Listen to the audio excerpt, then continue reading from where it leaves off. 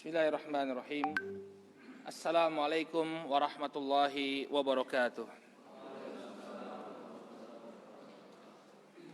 Innal hamdalillah nahmaduhu wa nasta'inuhu wa nastaghfiruh wa na'udzu billahi min shururi anfusina wa min sayyiati a'malina. May yahdihillahu fala mudilla lahu wa may yudlil fala hadiya lahu. Asyhadu an la ilaha illallah wahdahu la syarika lahu wa asyhadu anna Muhammadan abduhu wa rasuluh. Allahumma salli wa sallim ala nabiyyina Muhammad wa ala alihi wa sahbihi wa man ittaba'a hudahu ila yaumiddin, amma ba'd. Ikhwani fiddin, saudaraku kaum muslimin yang semoga senantiasa dirahmati oleh Allah. Alhamdulillah, puji dan syukur kita panjatkan kepada Allah Subhanahu wa taala atas segala nikmat yang telah Allah Subhanahu wa taala anugerahkan kepada kita, terutama nikmat hidayah, nikmat taufik dari Allah Subhanahu wa taala yang kita berharap mudah-mudahan Allah Subhanahu wa taala senantiasa memberikannya sampai akhir hayat kita. Amin ya rabbal alamin. Ikhwani fillah rahimani wa rahimakumullah. Ini adalah kali pertama kunjungan kami ke kota Cirebon, maka izinkan kami untuk memperkenalkan diri. Nama saya Wira Mandiri Bahrun. Sekarang domisili mengajar dan berdakwah di kota Yogyakarta. Alhamdulillah pada kesempatan kali ini bisa berkunjung ke sini menjalin ukhuwah dengan ikhwah-ikhwah. Mudah-mudahan kedatangan kami ke kota Cirebon ini bisa memberikan manfaat bagi semua. Amin ya rabbal alamin. Ikhwani fillah rahimani wa rahimakumullah. Insyaallah di malam hari ini kita akan bahas satu fragmen, satu potongan dari kisah seorang sahabat yang mulia, yaitu Ka'ab bin Malik radhiyallahu taala anhu. Ka'ab bin Malik, beliau adalah seorang sahabat Ansari. Jadi beliau adalah sahabat yang berasal dari kota Madinah. Dan Ka'ab bin Malik ini termasuk di antara para sahabat yang membaiat Rasul sallallahu alaihi wasallam dalam baiat Aqabah Kubra. Jadi sebelum Nabi SAW itu hijrah ke kota Madinah, Ka'ab bin Malik telah membaiat Nabi SAW. Dan beliau memiliki keutamaan yang sangat luar biasa. Hampir semua peperangan bersama Nabi SAW itu beliau ikuti, kecuali perang Badar, ya, di mana beliau mengungkapkan alasannya dalam Sahih Al-Bukhari dan Muslim. Ka'ab bin Malik bercerita kenapa beliau tidak mengikuti perang Badar.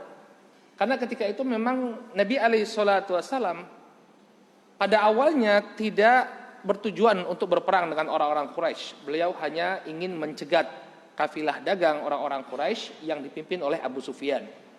Namun sebagaimana yang telah kita ketahui dalam perang Badar, akhirnya orang-orang pedagang Quraisy ini mengirimkan utusan ke Makkah. Kemudian orang-orang Mekah mengirimkan 1.000 pasukan, maka terjadilah perang Badar. Jadi awalnya tidak ada tujuan untuk berperang, hanya ingin mencegah, ya, atau mencegat kafilah dagang orang-orang Quraisy. Nah, inilah alasannya kenapa Ka'ab bin Malik ketika itu tidak mengikuti perang Badar. Dan tidak ada seorang pun yang mencela beliau karena tidak ikut perang Badar. Adapun perang yang kedua yang tidak diikuti oleh Ka'ab bin Malik radhiyallahu taala anhu adalah perang Tabuk. Ya, inilah yang akan kita kisahkan. Kenapa beliau bisa tidak ikut, ya, perang tersebut, dan bagaimana sikap Nabi SAW kepada Ka'ab bin Malik ketika beliau kembali ke kota Madinah. Apa hukuman yang diberikan oleh Nabi SAW dan bagaimana sikap Ka'ab bin Malik menghadapi hukuman tersebut. Dan salah satu perkara yang mungkin tidak banyak di antara kita mengetahui, bahwa Ka'ab bin Malik ini termasuk salah satu penyairnya Rasul sallallahu alaihi wasallam. Jadi Nabi sallallahu alaihi wasallam itu memiliki sahabat-sahabat yang dikenal dengan keindahan bait syairnya.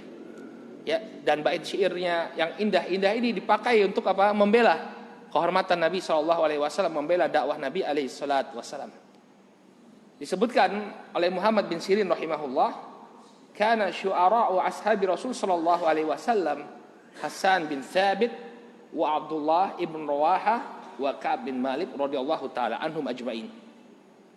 Muhammad bin Sirin mengatakan bahwa dahulu penyairnya Rasul sallallahu alaihi wasallam, penyair dari kalangan sahabat Nabi alaihi salatu wasallam itu ada 3. Yang pertama adalah Hasan bin Thabit, kemudian yang kedua Abdullah bin Rawahah, dan yang ketiga adalah Ka'ab bin Malik radhiyallahu taala anhum.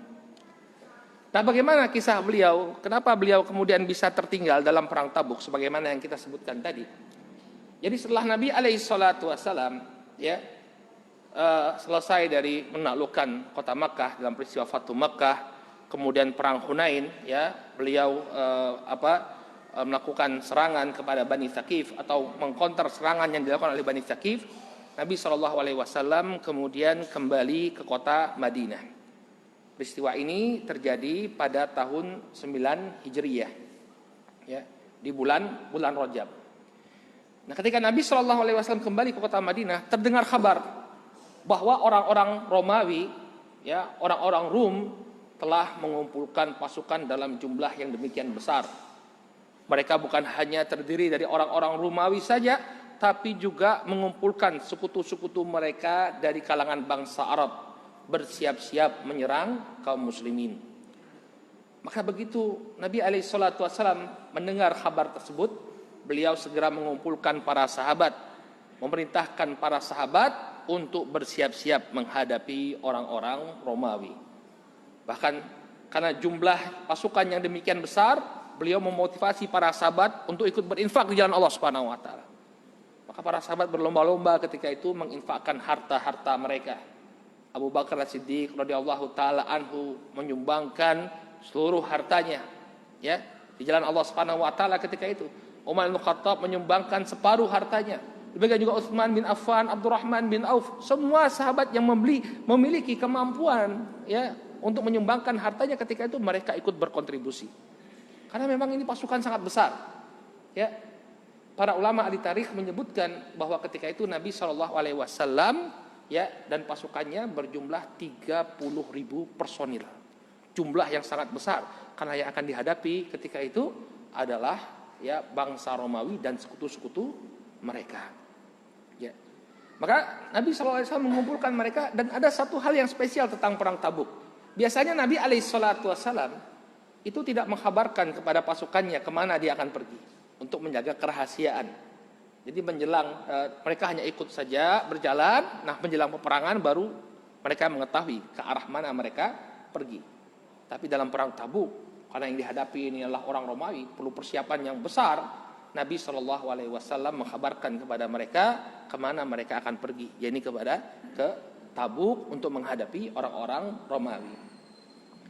Maka kemudian di antara penduduk kota Madinah ada orang-orang yang tidak ikut berperang.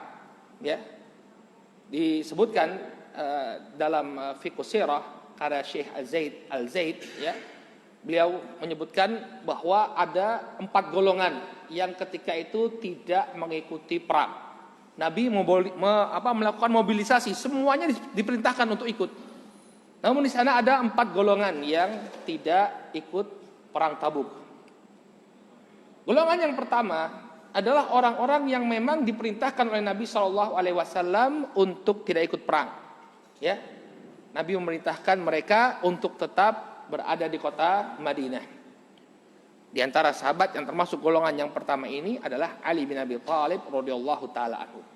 Ali bin Abi Thalib memang diperintah oleh Nabi SAW untuk tetap berada di kota Madinah, menggantikan posisi beliau.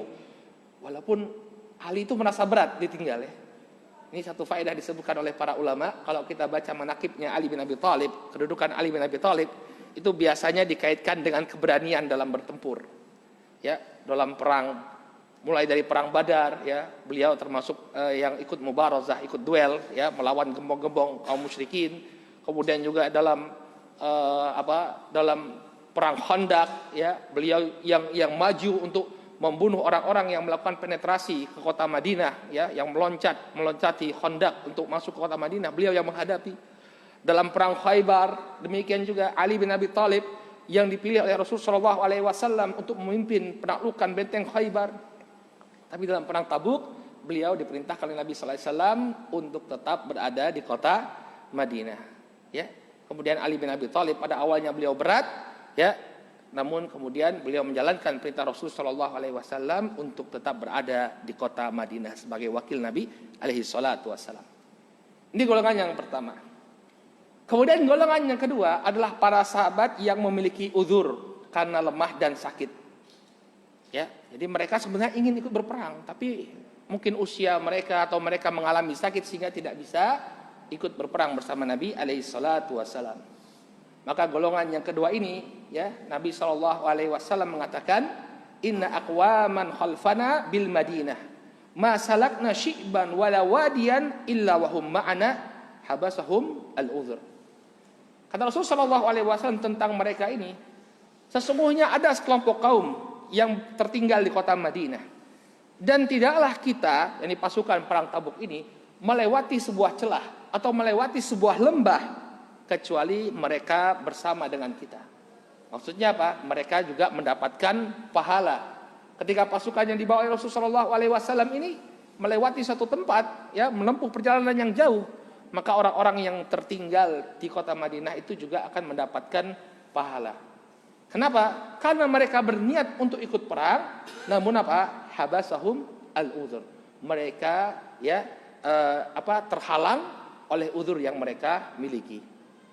Makanya ikhwan fillah rahimani wa rahimakumullah, hendaknya kita senantiasa memasang niat kebaikan dan menjadikan kebaikan itu sebagai kebiasaan kita. Jadi kalau suatu saat kita tidak bisa melakukan satu kebaikan, ada suatu penghalang, maka insya Allah kita akan tetap mendapatkan pahala dari Allah Subhanahu Wa Taala. Ini para sahabat, mereka biasanya ikut bertempur bersama Nabi alaihi salatu wasallam. Namun ketika itu mereka ditimpa uzur. Ya, maka Nabi SAW tetap mengatakan mereka mendapatkan pahala. Kemudian yang ketiga, golongan yang ketiga yang tidak ikut berperang bersama Nabi alaihi salatu wasallam dalam perang Tabuk, mereka adalah kaum munafiqin. Yang memang mereka menampakkan keislaman, namun pada hakikatnya mereka menyimpan kebencian kepada Islam. Ya. Jadi jangankan mereka diperintahkan untuk ikut berperang, ya, untuk menjalankan ketaatan saja, seharian mereka melakukannya dengan malas-malasan. Kenapa? Karena yang mereka lakukan hanya untuk menutupi kemunafikan mereka, ya, menutupi kekufuran mereka. Maka mereka ini juga tidak mengikuti perang bersama Rasul Shallallahu Alaihi Wasallam dalam perang Tabuk. Kemudian golongan yang keempat adalah mereka para sahabat yang memang, ya, tertinggal tanpa adanya uzur, sehingga mereka ini, ya, tidak mengikuti instruksi Rasul Shallallahu Alaihi Wasallam. Ya, bukan karena mereka memiliki uzur dan bukan juga karena mereka menyimpan kekufuran pada hati mereka, tidak. Mereka orang-orang yang imannya kuat, tapi mereka melakukan satu kesalahan ketika itu, yaitu tidak mengikuti peperangan bersama Rasul Shallallahu Alaihi Wasallam. Ya, maka Ka'ab bin Malik ketika itu, barakallahu fikum, termasuk golongan yang terakhir ini, golongan yang keempat. Ya, Ka'ab bin Malik dalam Sahih Al-Bukhari dan Muslim, ya, beliau menuturkan bahwa beliau tidak punya alasan sama sekali untuk tidak mengikuti perang. Hanya saja kenapa beliau tertinggal ketika itu? Sebabnya beliau sendiri mengakui karena beliau menunda-nunda. Ketika Nabi Shallallahu Alaihi Wasallam mengatakan akan berangkat, ya, beliau tidak langsung kemudian bersiap-siap. Ya. Padahal ketika itu beliau sudah punya kendaraan, sudah membeli kendaraan untuk ikut berperang bersama Nabi Alaihi Wasallam. Tapi beliau tunda-tunda. Ketika Nabi sudah berangkat, beliau tidak kunjung berangkat. Setelah Nabi jauh, beliau tidak lagi bisa menyusul pasukannya Rasul Shallallahu Alaihi Wasallam, sehingga beliau pun tertinggal di kota Madinah. Sampai kemudian karena Ka'ab bin Malik ini adalah sosok sahabat yang sebenarnya beriman, tapi yang namanya manusia, ya, terjatuh pada kesalahan. Beliau merasakan tidak tentram ketika berada di kota Madinah. Kenapa, saudaraku kaum muslimin yang dirahmati oleh Allah? Karena mayoritas orang-orang yang tinggal di Madinah ketika itu adalah kaum munafiqin. Ya. Jadi merasa tidak nyaman. Semua orang berangkat perang Tabuk. Yang tersisa adalah orang-orang yang memang tidak mau berangkat karena menyimpan kebencian kepada Islam pada hakikatnya. Ini membuat tidak tentram Ka'ab bin Malik radhiyallahu anhu. Ya. Tapi qadarullah wa masyafa'al. Nabi alaihi salatu wasallam dan pasukannya telah pergi jauh, ya, beliau tidak bisa lagi menyusul pasukannya Nabi alaihi salatu wasallam. Kemudian Nabi alaihi salatu wasallam, ya, di Tabuk, ya, beliau berada di Tabuk selama beberapa hari. kemudian tidak terjadi pertempuran yang signifikan dengan orang-orang Romawi, karena ternyata mereka disebutkan oleh para ulama, orang-orang Romawi ketika itu telah menarik pasukannya kembali ke negeri Syam, sehingga tidak terjadi pertempuran.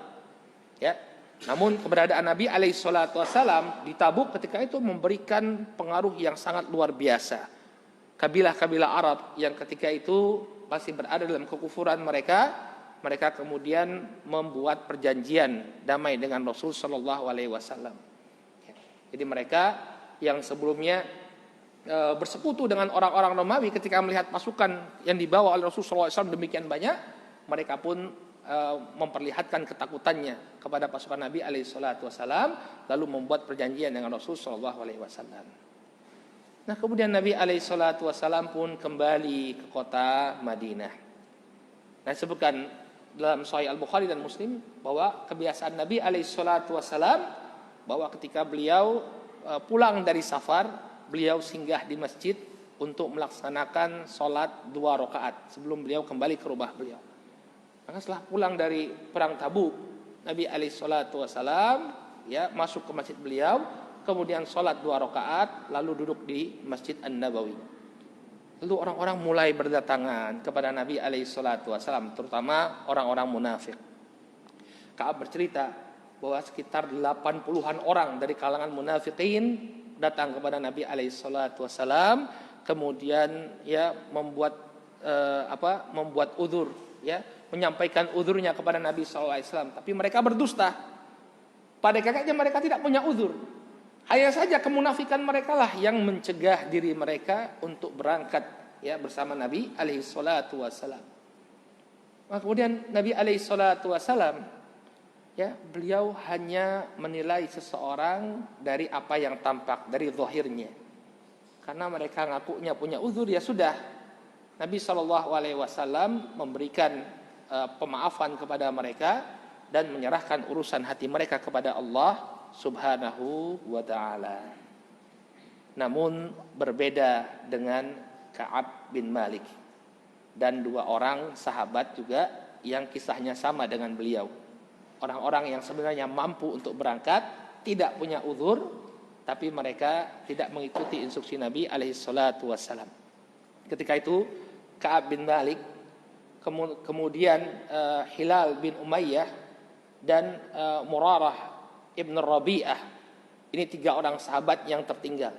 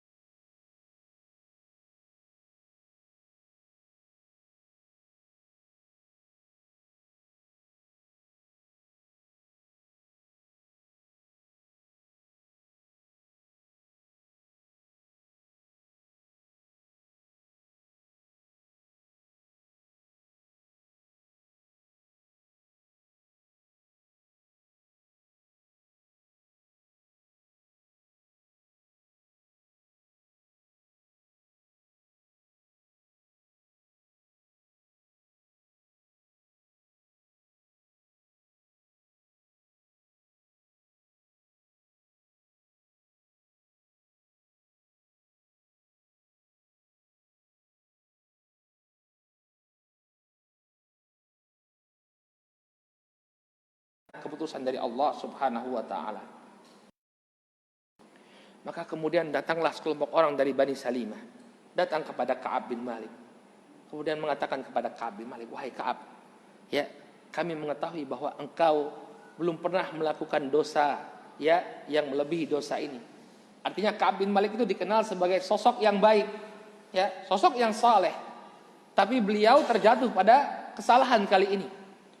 Maka kemudian orang-orang mengatakan, "Wahai Ka'ab, kenapa engkau tidak berdusta saja di hadapan Nabi alaihissalam?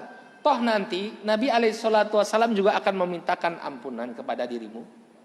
Ya, godaan ya. Godaan. Beliau sudah berupaya bersikap jujur, tapi ada saja orang yang mempengaruhi Ka'ab bin Malik. Ya, coba kamu berbicara kepada Nabi, mengungkapkan alasan kepada Nabi. Walaupun kau berdusta, toh nanti Nabi alaihissalam akan memintakan istighfar kepada Allah Subhanahu wa taala. Maka kemudian Ka'ab bin Malik, ya, sempat ada niat pada diri beliau, ya, untuk kembali kepada Nabi sallallahu alaihi wasallam dan mengikuti saran dari Bani Salimah tadi. Namun beliau bertanya, ada enggak orang yang lain yang juga nasibnya sama seperti saya? Ternyata ada, ya, ada Murarah bin Ibn Rabi'ah, ya, Murarah ibn Rabi'ah al-Amiri dan Hilal bin Umayyah al-Waqifi. Ya. Maka kemudian Ka'ab bin Malik melihat bahwa dua orang ini, yakni Hilal bin Umayyah dan Murarah bin Ar-Rabi'ah, mereka ini juga berkata jujur kepada Nabi alaihissalatu wassalam. Ya, maka Ka'ab bin Malik mengenal kedua sosok sahabat ini sebagai sahabat yang mengikuti perang Badr. Artinya apa? Posisi mereka ini bukan posisi yang biasa-biasa saja. Sahabat yang istimewa.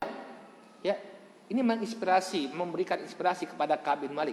Ini dua sahabat mulia ini, ya, sangat menjadikan teladan. Mereka berdua berkata jujur di hadapan Nabi alaihissalatu wassalam. Dan Ka'ab bin Malik pun, ya, tidak kembali kepada Nabi sallallahu alaihi wasallam. Dia menanti apa hukuman yang akan diberikan oleh Allah Subhanahu wa taala. Dan ternyata saudaraku kaum muslimin yang dirahmati oleh Allah, ternyata bersikap jujur,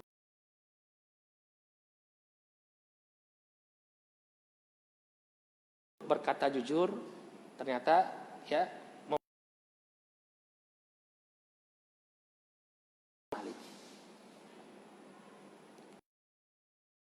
yang diberikan oleh Nabi alaihissalatu wassalam tidak memperbolehkan kaum muslimin untuk mengajak bicara ketiga orang sahabat ini. Diboikot. Karena pada zahirnya mereka ini meninggalkan perintah Nabi alaihissalatu wassalam tanpa adanya uzur. Kalau kaum munafikin secara zahirnya apa? Mereka punya uzur walaupun mereka berdusta. Tapi tiga orang ini tidak punya alasan. Dan mereka telah melakukan kedurhakaan atas perintahnya Nabi alaihissalatu wassalam. Nabi SAW ingin semuanya perang. Tapi mereka tidak punya uzur dan tidak mengikuti instruksi Nabi alaihissalatu wassalam. Maka kata Ka'ab bin Malik, ya, naha Rasul sallallahu alaihi wasallam al-muslimin an kalamina. Setelah itu Nabi sallallahu alaihi wasallam melarang kaum muslimin untuk mengajak kami berbicara. Tidak boleh ngomong sama Ka'ab bin Malik, tidak boleh ngomong kepada Hilal bin Umayyah dan Murarah bin Ar-Rabi'ah. Tiga orang ini diboikot. Ya, diboikot, tidak boleh diajak berbicara. Ya, maka kemudian orang-orang mulai menjauh dari mereka. Tidak ada seorang pun yang mengajak berbicara.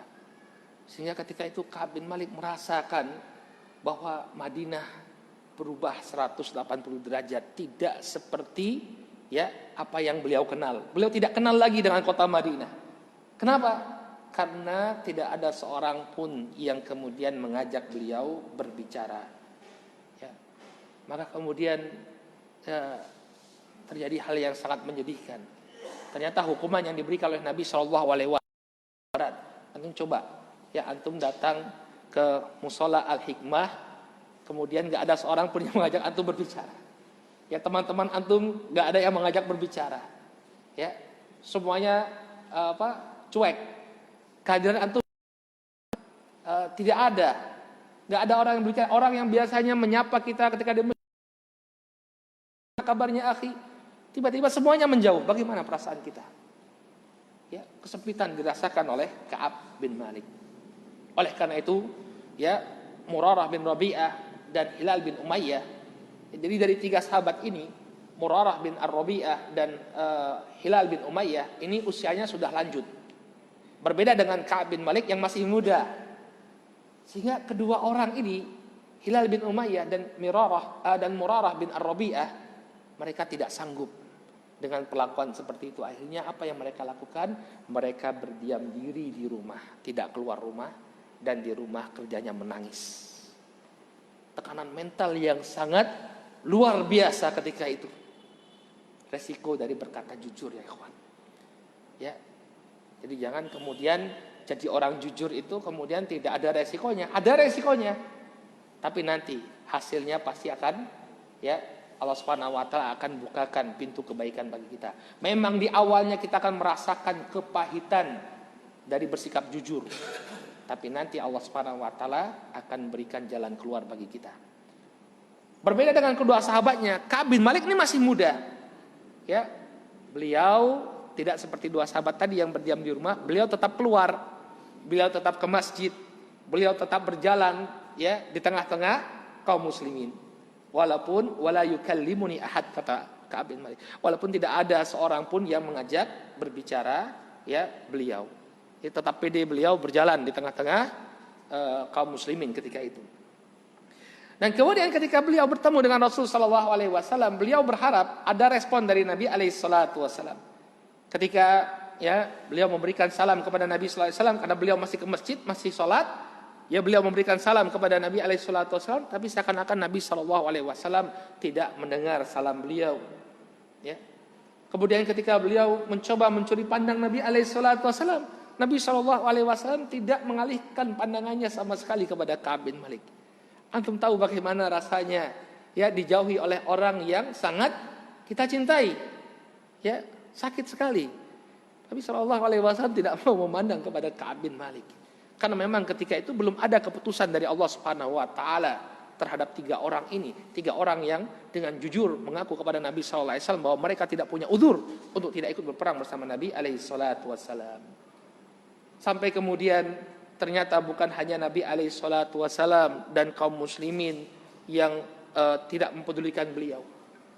Beliau memiliki seorang saudara sepupu yang dekat sekali hubungannya dengan Ka'ab bin Malik, yaitu sahabat Abu Qatadah Al-Ansari radhiyallahu anhu. Beliau berharap mungkin ada perlakuan yang berbeda dari Abu Qatadah. Mungkin Abu Qatadah akan bersikap lunak kepada beliau.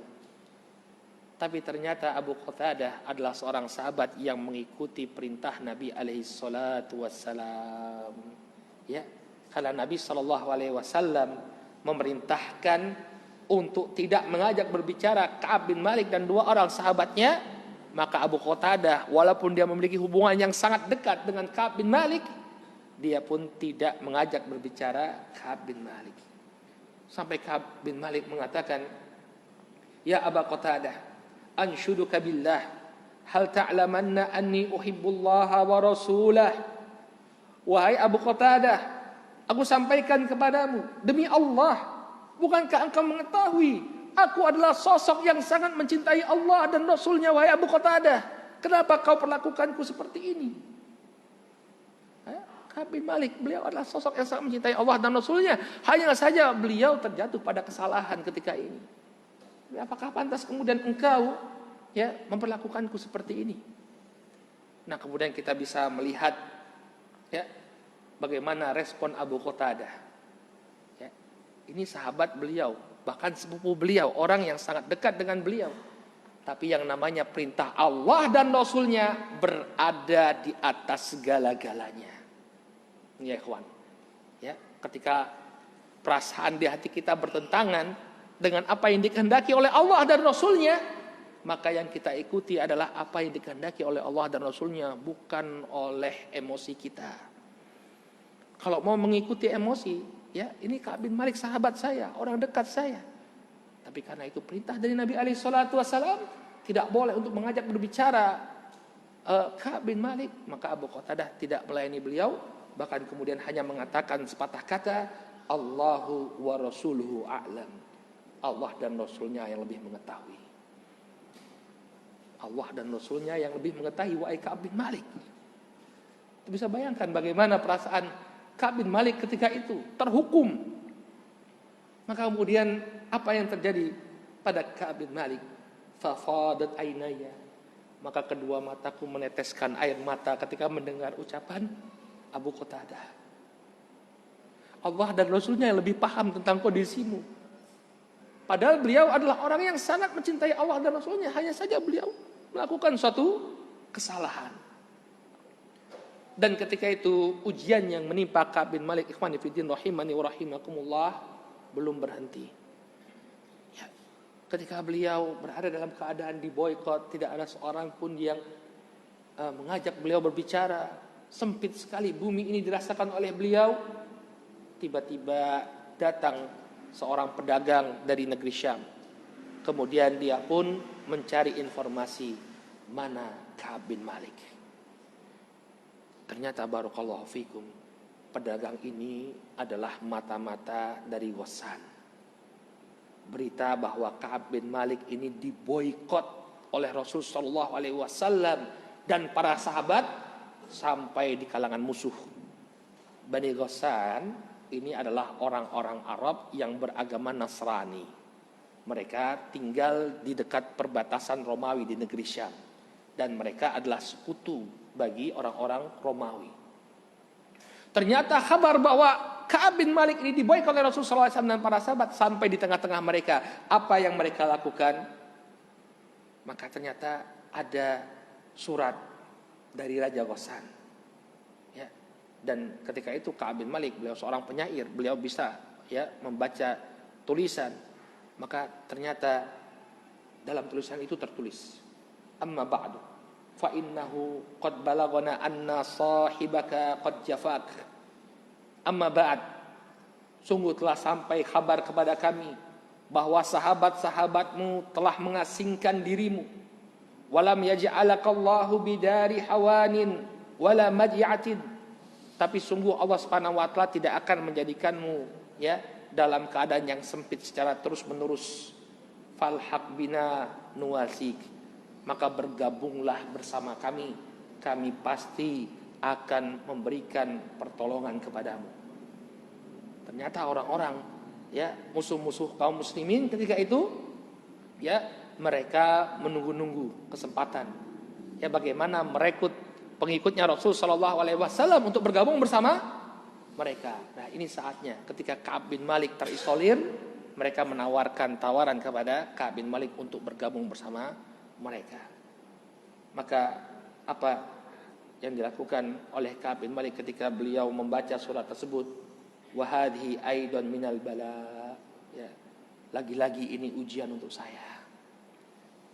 Diacuhkan oleh Nabi alaihi salatu wasallam, diacuhkan oleh para sahabat, diajak bergabung dengan orang-orang Nasara dari kalangan Bani Ghassan. Maka apa yang dilakukan oleh Ka'ab bin Malik ketika itu? Kita mungkin kalau sakit hati, sakit hati kepada seseorang, kemudian ada orang yang mengajak kita untuk bergabung, lawan dari teman kita tadi, lawan dari musuh kita mengajak kita untuk bergabung, mungkin kita akan dengan mudah, sudah, saya juga di sini tidak diorangkan, tidak ada yang mengajak berbicara saya, sudah diambil barangnya, dia pergi ke Ghassan dan bergabung bersama mereka. Tapi apa yang dikatakan oleh Ka'ab bin Malik, hadhi aidan al-bala, kata beliau, hadhi aidan minal bala, ini juga termasuk ujian kepadaku. Maka apa yang dilakukan oleh Ka'ab bin Malik, dia kemudian mengambil surat tersebut lalu dia lemparkan ke dalam tungku api sehingga suratnya terbakar. Jadi jangan sampai syubhat itu masuk ke dalam hati kita. Jangan sampai godaan itu kemudian menggoyangkan keimanan kita. Langsung beliau lemparkan ke dalam tungku api sehingga musnahlah surat tersebut. Saudaraku kaum muslimin yang semoga dirahmati oleh Allah. Apakah berhenti ujian kepada Ka'ab bin Malik ketika itu? Al-jawabu la. Jawabannya tidak. Masih ada ujian yang dihadapi oleh beliau. Ya. Setelah 40 hari beliau diboikot oleh Rasulullah SAW dan para sahabat, tiba-tiba datang utusan dari Nabi SAW. Apa yang dikatakan oleh utusan tersebut kepada Ka'ab bin Malik? Ka'ab bin Malik ya diperintahkan untuk menjauhi istrinya. Istrinya tidak boleh lagi berada di dekatnya, bersamanya.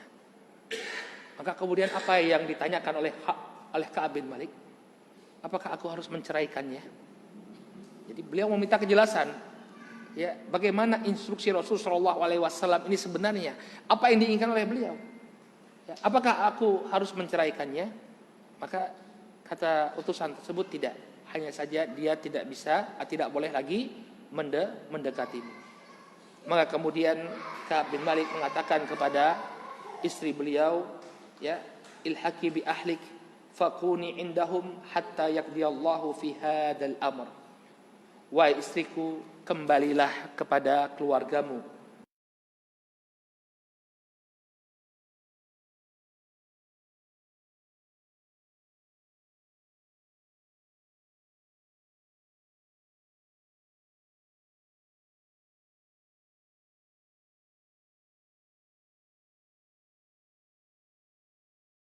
dan tetaplah engkau tinggal di sana sampai datang keputusan Allah.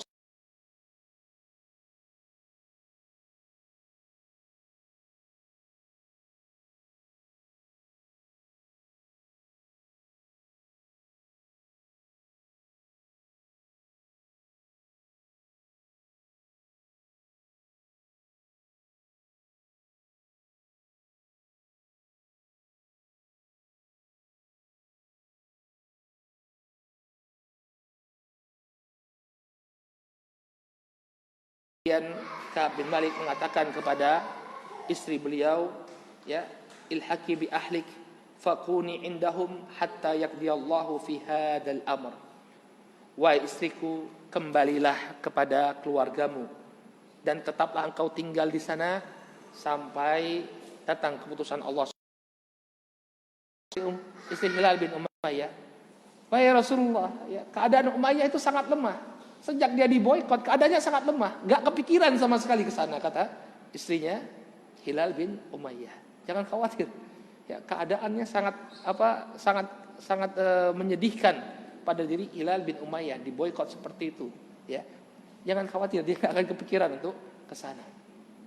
Maka ketika melihat istri Hilal bin Umayyah ini berhasil mendapatkan rukhsah keringanan dari Nabi SAW, orang mendorong agar istrinya Ka'ab bin Malik melakukan hal yang sama. Wahai Ka'ab, suruh istrimu meminta hal yang sama kepada Nabi SAW, karena orang-orang kasihan kepada Ka'ab bin Malik, kasihan, ya. Tapi kemudian kata Ka'ab bin Malik, saya masih muda, saya masih kuat, artinya kebutuhan saya itu masih bisa saya laksanakan sendiri. Tidak layak bagi saya untuk meminta keringanan kepada Nabi SAW. Maka kemudian ketika itu, ikhwan fillah rahimani wa rahimakumullah, ya, perintah dari Nabi SAW itu datang di hari yang ke-40. Maka kemudian di hari setelah itu Ka'ab bin Malik, ya, terpaksa berpisah dengan sang istri. Selama 10 hari beliau tidak bertemu dengan istrinya. Sampai kemudian pada hari yang ke-50, barakallahu fikum, ketika Ka'ab bin Malik sedang sholat di rumahnya, sedang sholat di bagian atas rumah beliau, maka kemudian, ya, ternyata Allah Subhanahu wa Ta'ala telah memberikan keputusan terhadap Ka'ab bin Malik dan 2 orang sahabatnya. Ya, ketika itu tiba-tiba ada seorang di antara para sahabat yang naik ke dataran tinggi di kota Madinah. Ya, kemudian dia mengatakan sesuatu kepada Ka'ab bin Malik dari sana. Apa yang dikatakan oleh sahabat tersebut kepada Ka'ab bin Malik, insya Allah kita akan lanjutkan setelah adzan isya. Ya. Kita cukupkan dulu sampai di sini. Insya Allah kita lanjutkan ba'da al-adzan. Al-mu'adzinu yu'adzin.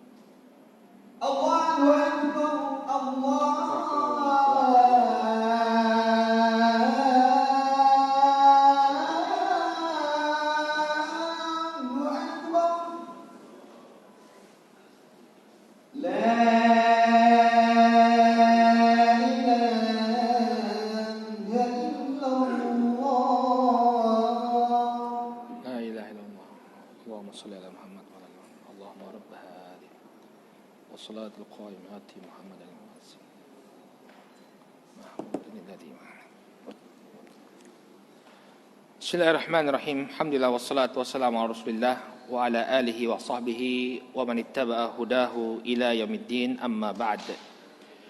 Khonifidin rahimani wa rahimakumullah. Kita lanjutkan kembali kisahnya Ka'ab bin Malik radhiyallahu taala anhu. Ketika beliau baru saja selesai sholat subuh, tiba-tiba beliau mendengar suara orang yang berteriak. Kemudian orang tersebut mengatakan, "Ya Ka'ab bin Malik, abshir." Wahai Ka'ab bin Malik, bergembiralah engkau. Ka'ab bin Malik tahu bahwa ini adalah kegembiraan yang datangnya dari Allah Subhanahu wa taala. Maka kemudian beliau pun menundukkan diri, beliau bersujud kepada Allah Subhanahu wa taala. Kata beliau radhiyallahu taala anhu, "Fa kharartu sajidan wa araftu anna qad jaa farj." Maka aku pun segera tertunduk bersujud kepada Allah Subhanahu wa taala, dan aku tahu bahwa jalan keluar telah datang. Ya, maka kemudian ternyata Allah Subhanahu wa taala telah menerima taubat Ka'ab bin Malik dan kedua orang sahabatnya. Maka kemudian orang-orang pun berlomba-lomba untuk menyampaikan berita gembira kepada Ka'ab bin Malik. Fadhahaban nas yubashirunana fadhahaba kibala sahibai mubashirun. Maka orang-orang pun berlomba-lomba untuk datang kepadaku menyampaikan kabar gembira, dan mereka pun berlomba-lomba untuk menemui dua orang temanku untuk memberikan kabar gembira. Maka kemudian farakhadha rajulun ila farasan wa sa'asain min aslam kibali wa aufal jabal fakana sautu asra minal faras. Maka ada di antara mereka yang kemudian mengambil kudanya, memacu kudanya untuk segera bertemu denganku menyampaikan kabar gembira tersebut. Namun di antara mereka ada juga yang berteriak, dan teriakan ini lebih cepat daripada kuda yang dipacu. Maka kemudian orang yang berteriak kepada Ka'ab bin Malik tadi, yang menyampaikan kabar gembira kepada Ka'ab bin Malik tadi, datang kepada Ka'ab bin Malik. Fanazatu lahu thawbayya. Maka aku pun kemudian menanggalkan dua lembar pakaian yang sedang aku kenakan. Wallahi ma amliku ghairahuma yauma idzin. Aku baru sadar bahwa ketika itu aku hanya memiliki pakaian tersebut. Jadi beliau saking gembiranya, beliau berikan itu kepada orang yang menyampaikan kabar gembira tentang diterimanya taubat beliau, padahal beliau tidak memiliki pakaian sama sekali. Maka kemudian Ka'ab bin Malik pun meminjam pakaian, kemudian beliau pun bertemu dengan para sahabat yang ketika itu berada di masjid. Maka mereka pun mengucapkan selamat kepada Ka'ab bin Malik atas diterimanya taubat beliau. Dan ketika itu beliau mengingat ada sahabat Thalhah bin Ubaidillah, salah seorang dari kalangan muhajirin, yang beliau bangkit kemudian menyambut dan menjabat tangan Ka'ab bin Malik, kemudian memberikan ucapan selamat. Dan ini sangat tertanam pada diri Ka'ab bin Malik. Beliau sangat terkesan dengan sikap Thalhah bin Ubaidillah. Maka kata Ka'ab bin Malik, karena Ka'ab la yansaha li Thalhah. Selama-lamanya Ka'ab bin Malik tidak akan melupakan bagaimana sambutan Thalhah bin Ubaidillah ketika memberikan ucapan selamat kepada beliau. Maka kemudian Rasul sallallahu alaihi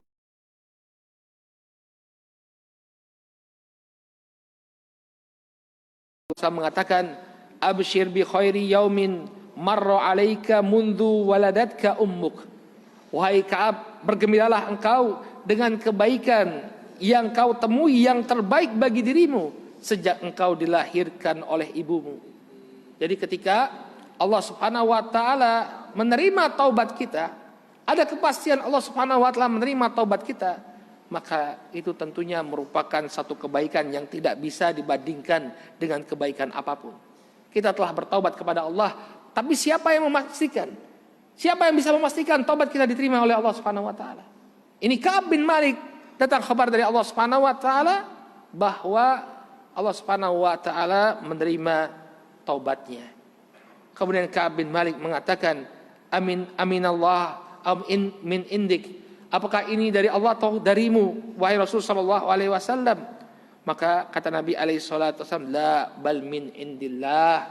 Tidak wahai Ka'ab, bahkan kabar diterimanya taubatmu ini adalah berasal dari Allah Subhanahu wa taala, yaitu diturunkannya firman Allah Subhanahu wa taala dalam surat At-Taubah mulai dari ayat yang ke-117 sampai ayat yang ke-119. Di mana Allah Subhanahu wa taala dari ayat yang ke-118 sampai ayat yang ke-119. Kata Allah Subhanahu wa taala, wa ala thalathati alladziina khulifu, hatta idza dhaqat 'alaihimul ardu bima rahabat wa dhaqat 'alaihim anfusahum wa dhannu an la malja'a minallahi illa ilaih thumma taba 'alaihim liyatubu innallaha huwat tawwabur rahim. Dan terhadap 3 orang yang ditangguhkan penerimaan taubat mereka sampai-sampai bumi ini menjadi sempit bagi mereka, padahal bumi itu luas. Demikian juga jiwa-jiwa mereka telah merasakan kesempitan dan mereka menyadari bahwa tidak ada malja, tidak ada tempat untuk lari dari siksa Allah Subhanahu wa taala melainkan kembali kepada Allah. Tidak ada yang bisa menghindari siksa Allah Subhanahu wa taala kecuali kalau dia kembali dan bertobat kepada Allah Subhanahu wa taala. Maka Allah Subhanahu wa taala menerima taubat mereka agar mereka senantiasa menjadi orang-orang yang bertobat kepada Allah. Innallaha huwat tawwabur rahim. Sesungguhnya Allah Subhanahu wa taala Maha penerima taubat dan Maha penyayang.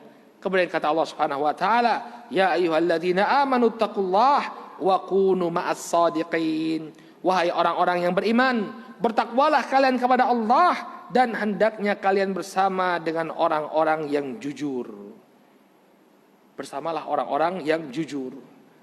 Maka ketika itu Ka'ab bin Malik merasa gembira.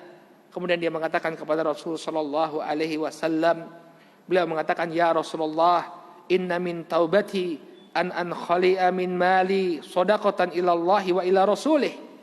Wahai Rasulullah, sebagai bentuk taubatku, maka aku jadikan sebagian hartaku sebagai sedekah untuk Allah dan Rasulnya. Maka kemudian Nabi alaihi salatu wasallam meminta agar Ka'ab bin Malik untuk menahan sebagian hartanya. Maka kemudian beliau pun menahan sebagian harta beliau.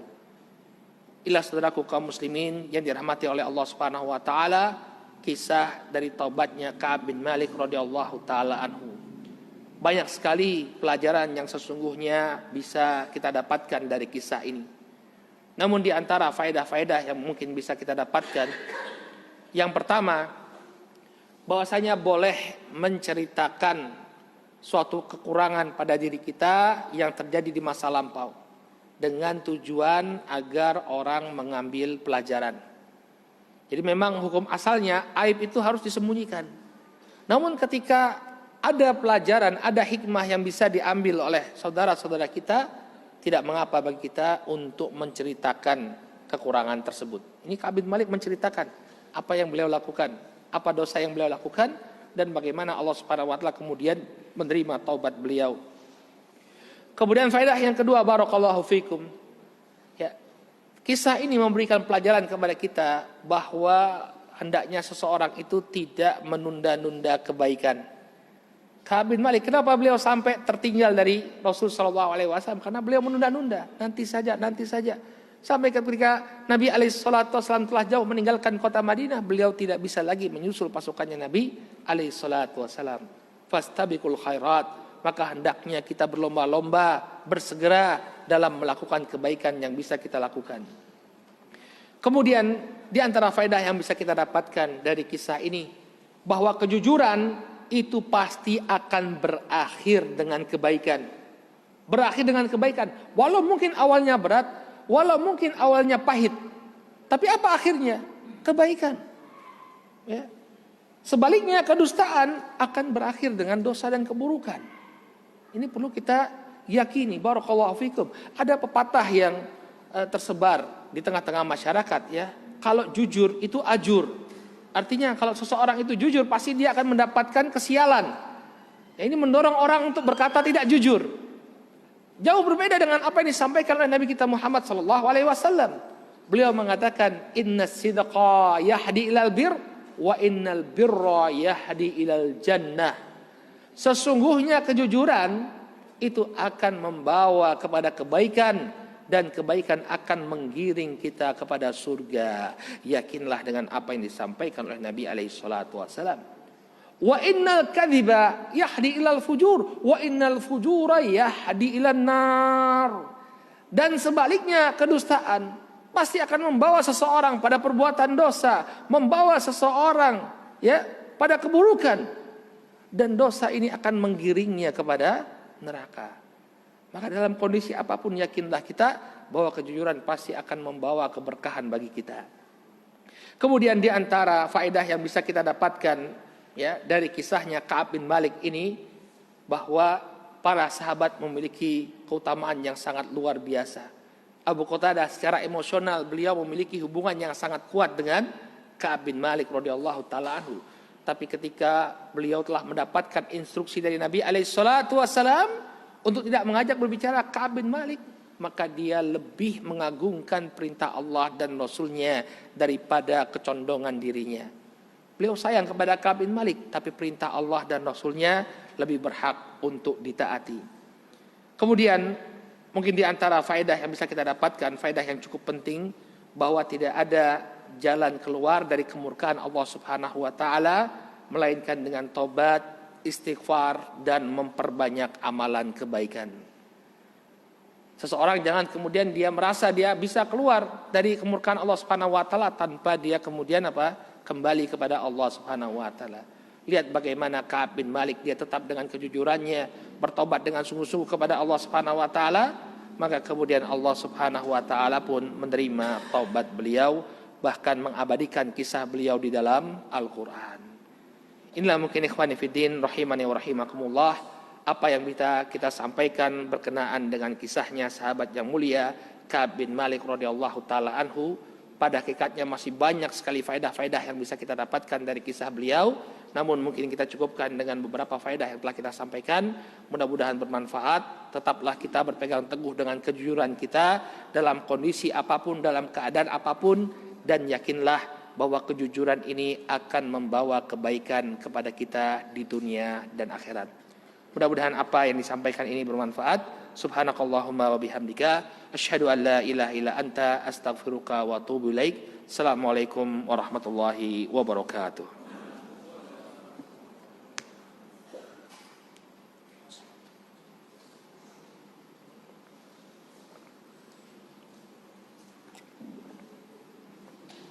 Allahu akbar, Allahu akbar. Asyhadu an la ilaha illallah. Asyhadu an